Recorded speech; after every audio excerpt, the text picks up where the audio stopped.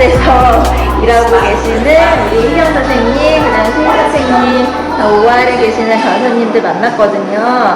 오늘 바깥에 비가 와가지고 조금 좀 추운 상태예요. 지금 오늘 이렇게 따뜻한 티 마시면서 이렇게 조금 수다 떨어보려고요. 정말 우리가 미리 맞춘 말은 아무것도 없고요. 완전 어색해요. 우리 그냥 수다 떠는 모습 그냥 이렇게 보여드리려고 해요. 진짜 리얼한 모습을. 그래서 우리 요번에 들어오신 지금도 되게 바쁘세요. 저 전화 계속 지금 계속 이제 같이 이렇게 앉아서 얘기해 볼게요.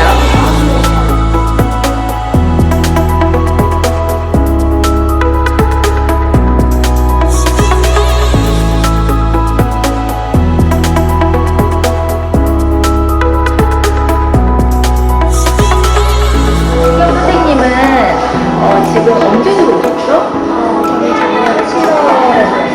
작년 7월에 이제 들어오셨고, 그 다음에 이제 우리 슬기 선생님은 올해 7월 말. 7월 말에 들어오셨어요. 그래서 이제 말해줄 수 있는 부분이 조금씩 다른 것 같아요. 조금 오래 계셨고, 그 다음에 이제 들어오셔서 3개월 계셨고. 그래서 맨 처음에 이제 들어오셨을 때부터 해서 그냥 한국에 있는 우리 우리 후배들, 이민 후배들 한테 좀 그냥 해주고 싶은 말, 한국이랑 여기랑 좀 뭐가 좀 다른 것 같고, 그냥 개인적인 피드백이에요. 개인적으로 느끼는 거. 그래서 편하게 그냥 좀 말씀해 주시면 좋을 것 같아요. 일단 그러면은 이제 들어오신 지 얼마 안 되셨으니까 3개월 되셨거든요. 그래서 지금 맨 처음 들어와서 이제 OT를 어떻게 이제 하고 계신지 그냥 기억나는 대로 이렇게 디테일하게 할 수는 없는 부분도 있으니까요. 그래서 이제 그냥 도움 될 만큼 그 정도만? 일단 들어오고 일주일 정도 정착하고 넷플릭스에서 매니저분 도움 받아서 잘 정착하고, 그 다음에 일주일 뒤에 병원 OT 시작을 해서 지금 3개월 정도 받고 있는데, 보통 간호사들이 2개월 정도 받고 있는 걸로 알고 있는데, 저는 이렇게 에듀케이터 도움도 많이 받고 병원식 배려 덕분에 6개월 정도 받을 계획이고, 지금 3개월 차에 있어요. 되게 오월 강사님들은 좀 다른 것 같아요. 다른 파트하고 보통 보면은 이제 일주일 OT하고 그다음 프리셉터 이렇게 해가지고 하는데, 그래서 이제 그러면은 OT를 할 때 다 병원에서 하나요? 처음에 일주일 나가는 OT는 뭐 일부는 센터를 가서 하기도 하고 병원에서 전반적인 오리엔테이션이 이루어지기도 하는데, 그 일주일이 지나면 이제 자기가 배정된 파트, 저 같은 경우는 5월에서 OT를 시작하게 되고요. 그리고 2주 간격으로 서비스 라인을 돌아가면서 OT가 진행되고 있어요. 어떤 것 같아요? 사람들은 어때요? 생각보다 좀 어떤 부분이 어떻게 다른지 생각했던 거.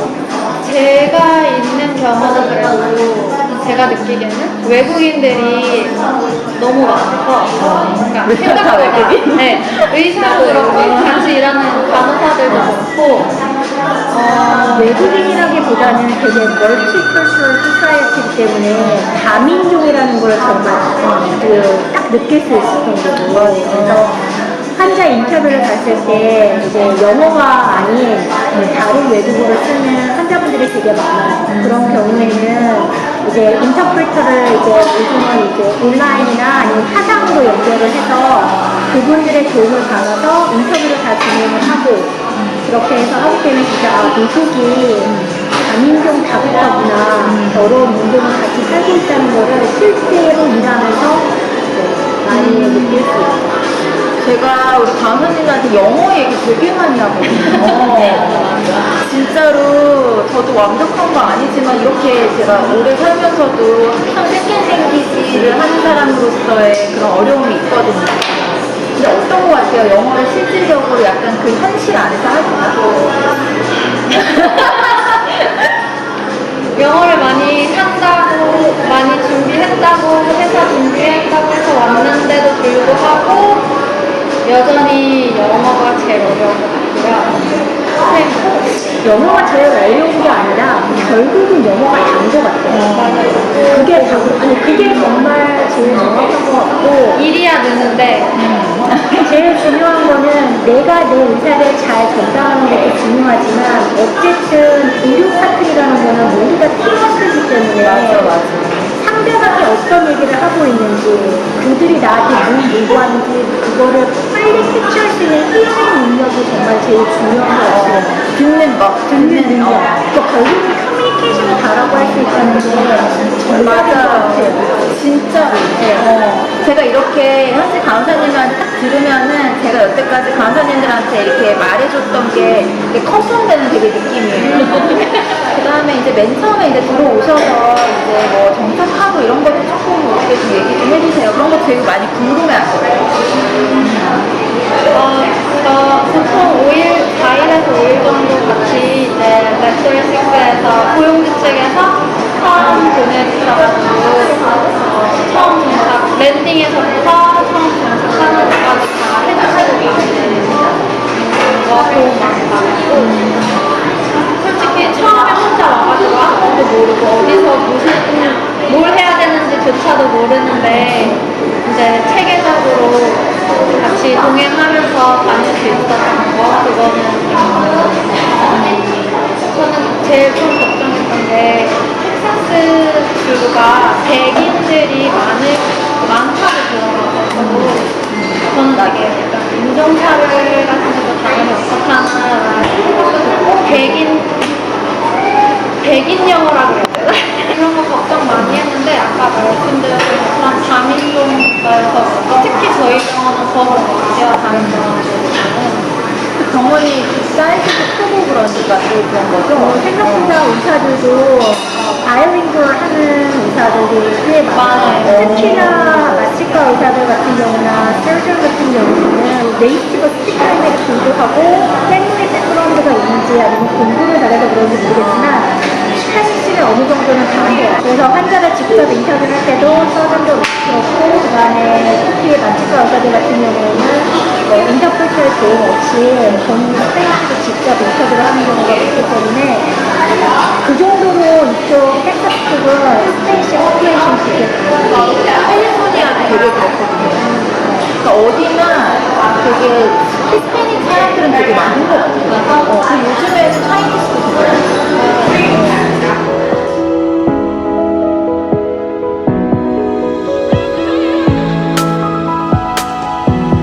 그러면 선생님들 그 한국이랑 미국이랑 OR 안에서 좀 뭐 이렇게 다르게 부르는 텀이라든지 아니면 다른 어떤 펑션이라든지 뭐 이런 거 있으면 좀 설명해 주시면 좋을 것 같아요. 제일 다른 건 저도 한국에서 간호사로 일을 했는데 미국에서의 그 수술방에서는 마취과 간호사가 없어요.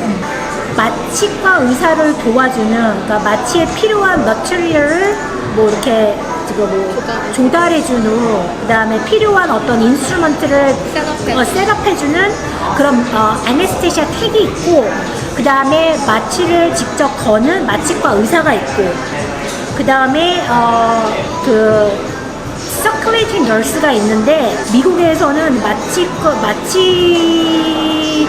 의사랑 같이 페어로 일을 하는 마취과 간호사는 존재하지 않는다는 게 제일 큰 점인 것 같아요. 그래서 여기서 만약에 마취과 간호사라 그러면 마취 전문 간호사라고 생각할 수 있는데 미국에서의 마취 전문 간호사는 마취과 의사와 똑같이 환자한테 인투베이션을 하고 마취를 거는 그 마취 전문 간호사를 얘기하는데 저희 병원에서는 마취 전문 간호사를 고용하지 않고 모든 마취는 지금 마취 전문의가 마취를 걸어요. 네, 그래서 저희 병원에서는 그 많은 마취과 의사와 같이 일을 했어도 마취 전문 간호사들은 한 번도 본 적이 없는 것 같아요. 그래서 그 서큘레이팅 널스의 해야 되는 일 중에 하나가 마취 전문의가 인투베이션을 할 때 옆에서 어시스트를 해야 된다는 거. 그 다음에 달라요. 제일 중요한 거는 환자가 제너럴 마취를 걸었을 때 그 인투베이션 할 때 인덕션 마취를 걸 때 그 그 다음에 익스튜베이션, 마취에서 환자를 깨울 때 제 이벤트가 많이 일어나거든요. 그때는 절대 그거를 벗어나지 않아야 되고 환자 옆에 반드시 스테이를 해야 된다는 거예요. 그래서 서큘레이션 널스가 절대 환자를 옆에 두고 딴짓을 하면 안 되고 환자 곁에 떠나서는 절대 안 된다는 거. 그게 제일 중요한 거예요. 제가 항상 되게 궁금했던 게 한국에는 프리업이 없잖아요. 그러니까 그 이름이 없잖아요. 그리고 전체적으로 부르는 게 페리오퍼레이티브 널스라고 보통은 그런데 그런 사람들은 뭐 하는 거예요? 한국에서도 그런 역할의 사람이 있죠. 페리오퍼레이티브라는 게 그 수술에 대한 전 과정을 다 그러니까 합쳐서 페리오퍼레이티브라고 얘기하는 거고 페리오퍼레이티브를 세 부분으로 나누면 프리오퍼레이티브, 인트라오퍼레이티브, 포스트오퍼레이티브 이렇게 세 가지로 나누어졌는데 그걸 통틀어 페리오퍼레이티브라고 얘기하는 것 같아요. 그래서 한국에서는 환자가 수술실에 들어오면 마취과 간호사가 가서 환자를 인계를 받고 환자를 데려오는데 여기서는 이제 프리오퍼레이티브에서 환자에 대한 기본적인 이제 뭐 동의서라던가 그 다음에 수술 전에 필요한 그 검사 결과 뭐 EKG 그 다음에 의사의 오더 이런 것들을 모두 다 확인을 하고 그게 다 이제 환자를 모시고 수술방에 들어가서 수술하는 전 과정을 인트라오퍼레이티브라고 하고 환자가 수술이 끝난 다음에 회복실로 넘어가는 거를 포스트 오퍼레이티브라고 얘기해서 그 그 간호사님들이랑도 되게 인터랙트가 많나요? 보통 서큘레이팅 널스가? 네, 거의 그 커뮤니케이션의 중심이라고 할 수 있는 것 같아요. 모든 뭐 홀딩 널스나 아니면은 패큐 널스나 어떻게 보면은 다른 ICU 널스나 다 소통을 해야 되는 게 의사들과도 소통을 하고 서전들과도 소통을 해야 되는 그 중심에 다 서큘레이팅 간호사가 있어서 인포메이션을 인계같이 이렇게 하잖아요. 네네네. 그러면은 그런 거는 보통 어떻게 이제 뭐 말로 서로 하는 건가요? 아니면 어떻게 되는 건가요? 말로 하면서 저희 같은 경우는 핸드오프라고 해가지고 마지막에 차팅이 끝나고 이제 인계 중요한 사항들 같은 거를 차팅해서 프린트아웃 해가지고 그거를 종이까지 같이 패큐널스한테 전달해주는 식으로 하는데 보통은 다 벌별로 인계는 넘어가요. 보통 수술이 끝나고 그 포스트 오퍼레이티브에서 그 리커버리 룸으로 넘어가면 마취과 의사와 서큘레이팅 널스가 환자를 같이 데리고 같이 가서 인계를 하기 때문에 마취를 하는 과정에 문제가 생겼거나 아니면 어떤 마취 중간에 어떤 모든 수술에 대한 인계는 마취과 의사가 다 하고 그 다음에 수술실 간호사도 기본적으로 환자가 어떤 수술을 했고 그 다음에 뭐 환자가 뭐 트레인이나 아니면 뭐 드레싱이라던가 인시전 사이트라던가 하여튼 이런 것들은 다 인계를 다 주고 오는 거는 한국과 똑같은 것 같아요. 네. 그러면 한국이랑 여기랑 가장 다른 거는 뭐인 것 같아요? 일단 한국에서는 수술실 간호사라고 하면은 스크럽하고 서큐를 하는 게 있어서 그게 주 업무였는데 미국에서는 보통 서큘레이팅 널스가 하는 일만 거의 전담한다고 보면 될 것 같아요. 스크럽도 들어가기는 하는데 스크럽팩이라는 다른 그 직종군이 있어가지고 잘 안 들어가요. 그럼 가장 좀 어려운 것 좀 힘든 거 그런 것도 말씀해 주세요. 다 힘들어서 쉬운 게 없어.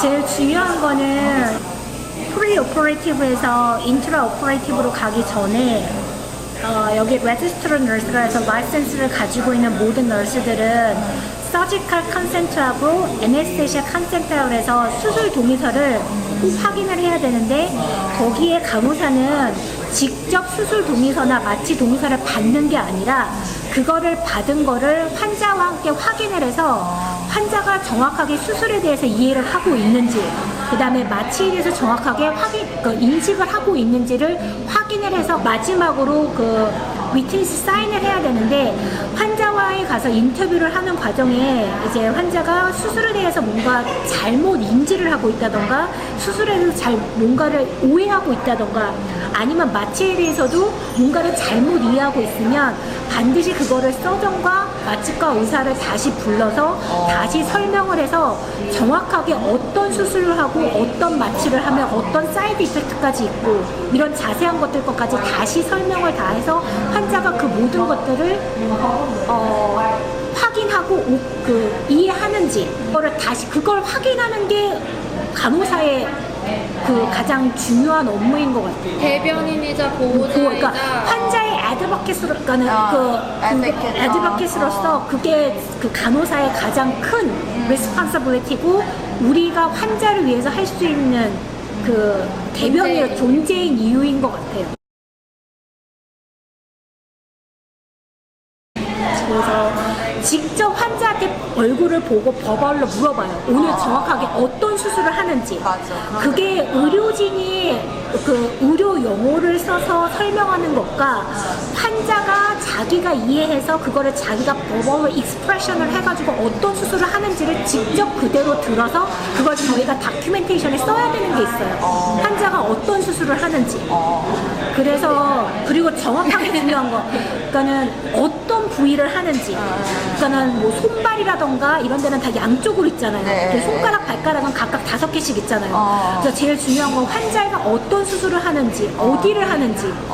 그래서 본인이 아는 거. 그리고 왜냐 그 정확하게. 수술 부위가 바뀔 수 있고 다른 부위를 수술한다는 건 정말 큰 문제이기 때문에 그다음에 제일 중요한 건 그 부위가 마킹이 되어 있는지. 마킹이 돼요. 예, 그거는 반드시 수술 마킹은 꼭 확인을 해야 되거든요. 그래서 그 의사가 그 펜으로 직접 확인한 것까지 다 확인을 해요. 그래서 그런 것까지 다 확인하는 게 하나의 폼 안에 다 들어가 있기 때문에 그 모든 것들을 다 체크업을 해서 제 사인이 다 들어가고 해서 하나의 리걸 폼으로 다 만들어져서 그게 차팅에 다 같이 들어가요. 그래서 환자의 어떤 정말 마지막 환자를 위해서 모든 것들을 다 대변할 수 있는, 특히 환자가 수술에 들어가서 마취에 임한 상태에서는 환자는 자기가 어떤 것도 자기를 대변할 수 없잖아요. 그 상황에서 환자를 대변해 줄 수 있는 사람이 간호사인 거예요. 그래서 환자가 수술을 하기 위한 포지션을 잡을 때도, 환자 포지션을 잡을 때도 의사와 함께 간호사가 꼭 그걸 확인해서 환자의 컨펌을 다시 하고 포지션을 확인하는 것도 간호사의 가장 중요한 의무감 중에 하나, 책임감 중에 하나. 그래서 포지션도 꼭 환자와 포지션은 간호사가 늘 확인하는 마지막으로 컨펌을 하고. 되게 큰 뭔가 리스폰시빌리티인 것 같아요. 네. 진짜로. 그 다음에 제일 아까 다른 거 물어보셨는데, 미국에서는 수술실에서 수술하는 부위를 스킨 프라핑을 하잖아요. 그 소독액을 가지고. 맞아. 한국에서는 그거를 보통 의사들이나 아니면 레지던트들이랑 하는데, 미국에서는 그거를 RN들이 해요. 우리는 우리 보고 하고 오라 그러더라고요. 그거는 수술 전에 소독제로 그거를 하는 거는 이제 의사가 주는 거고, 그거는 이제 루틴으로 다 어떤 환자가 수술 들어오게 보면은 어떤 소독제를 써서 수술 전날 아니면 수술 아침에 샤워를 하고 오세요라고 하는 게 그게 다 오더에 들어가 있어요. 그거 하고 오는지도 당연히 간호사가 물어보고, 수술에 들어가서 이제 수술 부위가 멸균 상태가 되기 때문에 그 수술 부위를 확인하는 것도 간호사에 있는데, 수술의 가장 큰 후유증이 수술의 인펙션 리스크를 가장 위험 요소가 제일 중요한 게 서지컬 인펙션인데, 그 서지컬 인펙션의 그거를 리스크를 줄이기 위해서 간호사가 직접 스킨 프레핑을 하고, 스킨 프레핑이 끝나고 소독이 완벽하게 될 때까지 그 시간까지 준수하는 것도 간호사가 다 컨트롤해요. 그래서 그게 알코올 소독 시간이 충분히 주어진 상태에서 그 다음에 이제 수술을 하기 위한 드레이핑 하는 것까지도 다 간호사가 시간을 정해줘서 이제 드레이핑 할 수 있다고까지 다 디렉션을 다 줘요. 그러니까 서큘레이팅 널스가 그걸 다 하는 거죠. 마지막으로 계속 우리가 얘기할 수 없으니까 마지막으로 이제 물어보면은, 이게 이게 이제 맨 처음에 와서 우리가 이제 영어가 퍼스트 랭귀지가 아니잖아요. 그러니까 만약에 막 못 알아들은 거예요. 만약에 그러면은 보통 어떻게 하세요? 맨 처음에 왔을 때 그런 경험이 있었나요? 아, 그거는 한국에서 한국어로 일을 할 때도 선배들이나 아니면 동료들한테 제일 많이 듣는 게 어수하지 말아라. 그랬을 거라고 가정하지 말아라.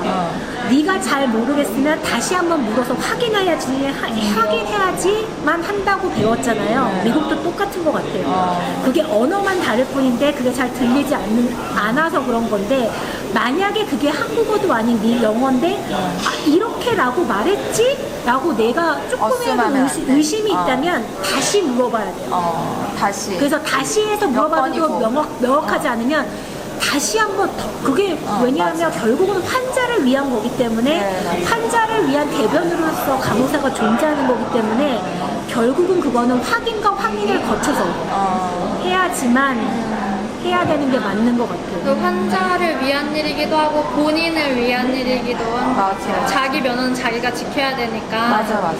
그래서 내가 프랙티스 하면 안 네, 되니까. 절대 물어보는 거를 어려워하지도 말고 뭐 부끄러워하지도 말고 그냥 계속 모르면 알 때까지 물어봐야 되고 뭐 말하는 게 잘 안 들리면 계속 몇 번이고 다시 말해달라고 부탁하고 아니면 그게 정 안 된다면 써달라고까지 얘기를 해서 확답을 받고 그것도 되게 좋은 네. 방법인 것 같아요. 네. 제가 일례로 얘기하면 제가 이 병원에 들어와서 저도 오리엔테이션 기간 동안에 저희 에듀케이터가 뭐라고 얘기했냐면 의사들도 안다.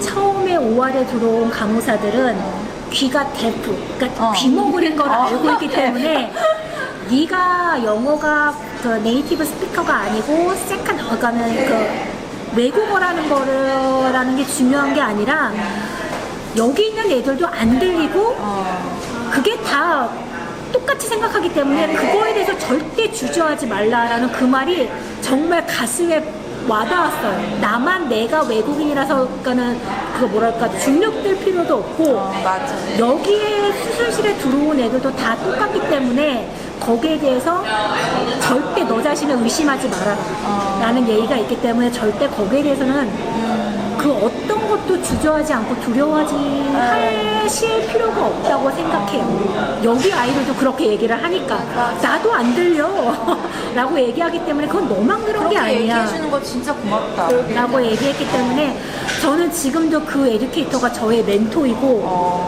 지금도 볼 때마다 너무 고맙고 감사한 사람이고 지금도 연락을 하는 제가 존경하는 간호사 중에 하나예요. 한 명이에요.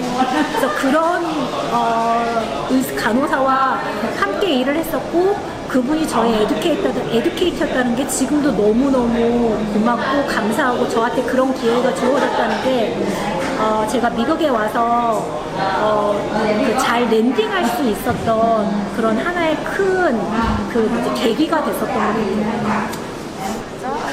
제가 항상 궁금했거든요. 그런데 이렇게라도 들을 수 있으니까 되게 좋네요. 제가 이렇게 직접 볼 수 있는 건 아니지만. 그러면 우리가 마지막으로 그 한국에 계시는 우리 간호사님들인 제너럴, 미국에 오고 싶은 이제 그런 어떤 골이 있으신 분들, 각자의 골은 다 틀리겠지만, 이렇게 좀 조언 같은 거 이렇게 좀 해주고 싶은 말 있으면, 같은 간호사니까.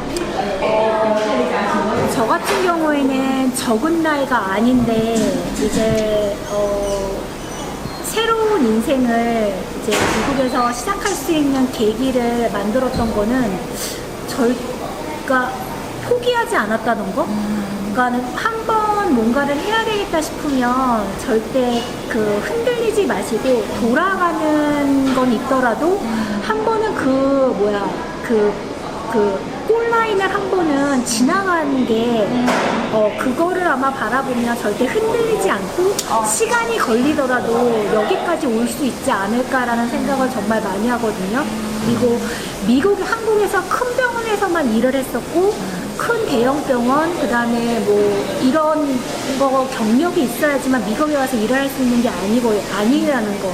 저 같은 경우에도 큰 병원, 3차 병원에서의 경력이 없어요.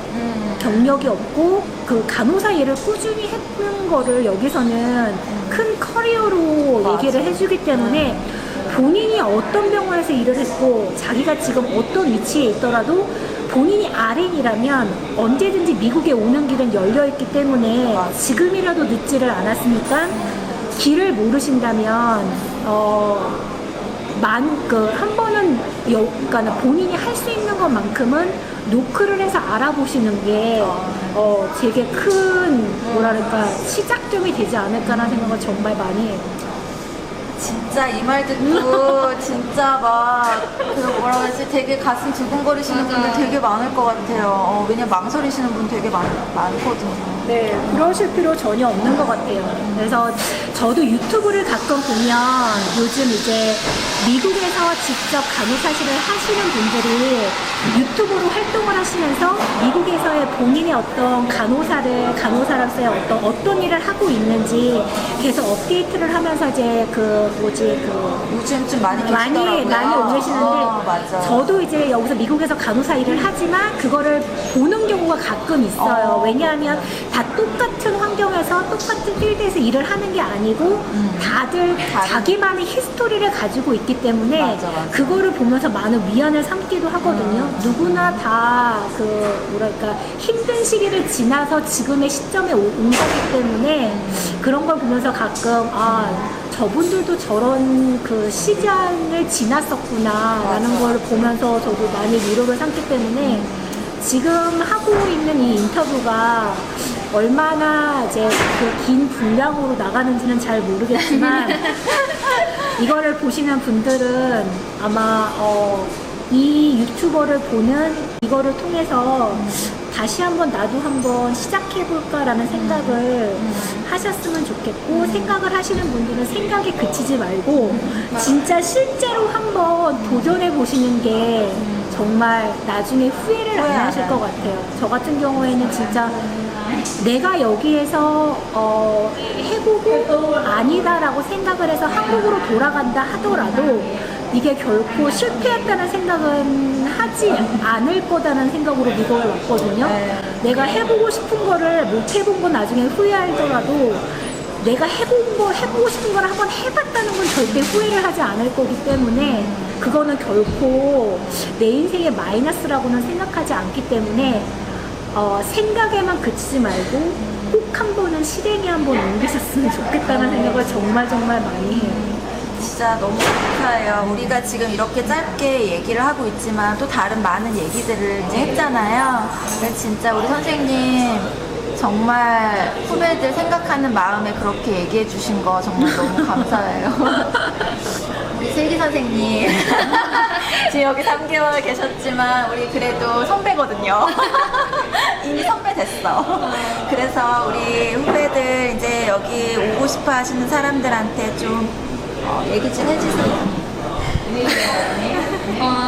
저는 미국에 들어오기 전까지 영어 때문에 진짜 고생을 많이 하기도 했고 IELTS라는 그 문턱을 23번이라는 시험을 통해서 가까스로 따고 또 들어오기 전까지도 영어 공부를 많이 준비한다고 하고 들어왔는데 결국 여기서 와서 보니까 한국 간호사들이 일을 진짜 잘해요. 그래서 일은 금방 배우고 뭐 환경에 적응하는 것도 뭐 인간은 적응의 동물이라고 전혀 문제가 없는데 결국 문제가 되는 거는 영어더라고요. 그래서 끝까지 영어 공부하시는 거 놓지 않으시고 꾸준히 하셔서 미국에 왔을 때 일을 시작했을 때 조금이라도 좀 더 편한 환경에서 좀 시작점이 다르다고 생각을 하거든요. 그래서 영어 끝까지 놓치지 마시라는 거. 네, 그걸 좀 강조하고 싶어요. 경험에서 나오는 거잖아요. 네. 그렇죠? 진짜로. 우리 후배들은 좀 그래도 덜 고생하라고 이제 좀 얘기해주는 거고 또 만약에 같은 병원이 돼서 이제 오시는 간호사님들 계시면 또 같이 우리가 또 이렇게 환영해요. 빨리 와요. 많이 왔으면 좋겠어요. 그러니까. 우리 또 미원 선생님 어떻게 각오 한마디 해주셔야죠. 우리 이제 다음 주 저도 여기 있어요. 그 다음 주면은 이제 월요일이면은 시작하시고 우리 선생님 이할 감사님이시거든요. 그래서 또 나중에 또 3개월, 1년 또 있고 이제 그러고 나서 이제 또 이렇게 또 피드백 해주실 거예요. 우리 미영 선생님 이제 각오 한마디. 각오라고 하긴 좀 그렇고 그냥 뭐 소감? 뭐라 그래야 되지? 와서 이제 아직 일주일 안 되긴 했는데 워낙 정신없이 흘러가가지고 뭐가 뭔지는 아직 잘 모르겠지만 그래도 저도 엄청 고생해서 힘들게 온 곳이라서 다음 주부터 시작되는 병원 뭐 OT 이런 거 잘 해서 여기 아까 나오셨던 선생님들처럼 좀 잘 이렇게 정착해서 좀 이렇게 후배들한테 뭐 조언도 주고 할 수 있는 그런 간호사 선배 될 수 있게 열심히 잘 해봐야 될 것 같아요. 네. 하여튼 저도 여기 있으니까 미국에 있으니까요. 아무튼 이 LA 아줌마한테 다 물어보시면 저도 이제 도움이 되려고 노력을 할 거예요. 그래서 아무튼 우리 이렇게 선생님들 이제 다른 선생님들도 계시지만 특별히 시간 이렇게 내주셨어요. 진짜 저는 진짜 너무 감사하거든요. 그래서 이렇게 하는 거 쉽지 않은데 그래서 아무튼 저희는 여기서 이제 랩업 할게요. 빠이 합시다. 빠이.